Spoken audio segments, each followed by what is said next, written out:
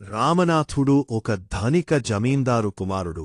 అతని తండ్రి మరణించిన తరువాత అతనికి వందల ఎకరాల భూములు, పొలాలు వారసత్వంగా వచ్చాయి. కాని రామనాథుడు ఆ భూములను చూసుకోవడంలో ఒక్కరోజు కూడా గడపలేదు.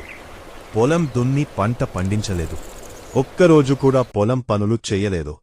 ఎందుకంటే అతనికి ఒక విచిత్రమైన నమ్మకం ఉండేది. ఏ వస్తువునైనా బంగారంగా మార్చగల ఒక మాయా ఔషధం ఉందని. ఆ ఔషధం దొరికితే వెంటనే కష్టపడకుండానే కోటీశ్వరుడు కావచ్చని నమ్మేవాడు. ఆ ఔషధం గురించి తెలుసుకోవడానికే అతను తన సమయమంతా వెచ్చించేవాడు. ఔషధం ఎక్కడ ఉందో చెప్తామని, ఎలా తయారు చెయ్యాలో చెప్తామని చాలామంది అతన్ని మోసం చేసి డబ్బు తీసుకున్నారు. కాని అతను తన ప్రయత్నాన్ని ఆపలేదు. అలా ఉన్న ఆస్తిని చాలా వరకు అమ్మకున్నారు. అతని భార్య మధుమతి దీనితో అలసిపోయి వారు త్వరలోనే పేదవారవుతారేమో అని ఆందోళన చెందింది. ఒకరోజు మహిపతి అనే ప్రసిద్ధ ఋషి వారి ఊరికి వచ్చాడు. రామనాథుడు అతని శిష్యుడై మాయా ఔషధం గురించి అడిగాడు. ఆశ్చర్యంగా ఋషి అతనికి అది సాధ్యమే, దాని గురించి హిమాలయ పర్వతాలలో తిరుగుతూ ఉన్నప్పుడు విన్నాను అని చెప్పాడు. కాని చాలా కష్టమని హెచ్చరించాడు. ఆ ఋషి చెప్పిన ప్రకారం రామనాథుడు అరబీ చెట్లు నాటాలి మరియు వాటిని తన చేతులతోనే సంరక్షించాలి.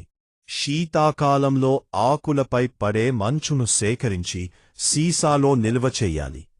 5 లీటర్ల మంచు సేకరించిన తరువాత అతని దగ్గరకు తీసుకురావాలని, అప్పుడు అది మాయా ఔషధంగా మారుతుందని చెప్పాడు.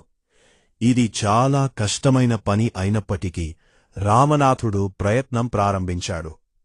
తన భార్య మధుమతితో కలిసి ఖాళీగా ఉన్న తన భూములను, పొలాలను శుభ్రపరచి దున్ని అరటి తోటలు నాటాడు.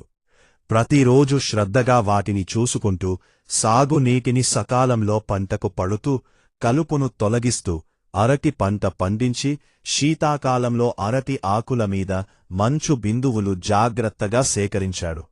మధుమతి అరటి పండ్లను కోయించి మార్కెట్లో అమ్మి మంచి డబ్బు సంపాదించింది. కొన్ని సంవత్సరాలు గడిచాయి. 6 సంవత్సరాల తరువాత రామనాథుడు 5 లీటర్ల మంచును సేకరించి ఋషి దగ్గరకు తీసుకెళ్లాడు.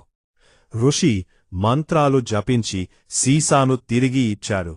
రామనాథుడు ఉత్సాహంగా ఒక రాగి పాత్రపై ఆ ఔషధాన్ని చల్లాడు. కాని అది బంగారంగా మారలేదు. దీనితో కోపంగా అతను ఋషిని మోసం చేశావని ఆరోపించాడు. అప్పుడు ఋషి చిరునవ్వుతో మధుమతిని పిలిచాడు. ఆమె ఒక పెద్ద పెట్టె తీసుకువచ్చి తెరిచింది. అందులో మెరిసే బంగారు నాణేలు ఉన్నాయి. అప్పుడు ఋషి రామనాథుడికి చెప్పాడు, మాయా ఔషధం అనే దాంట్లో నిజం లేదు. నువ్వు నీ కష్టపడి పనిచేసి ఈ సంపద సంపాదించావు. నువ్వు తోటను చూసుకుంటుండగా నీ భార్య పండ్లను అమ్మి డబ్బు సంపాదించింది. ఇదే నీ సంపదకు కారణం. అప్పుడు రామనాథుడు తన తప్పును గ్రహించాడు.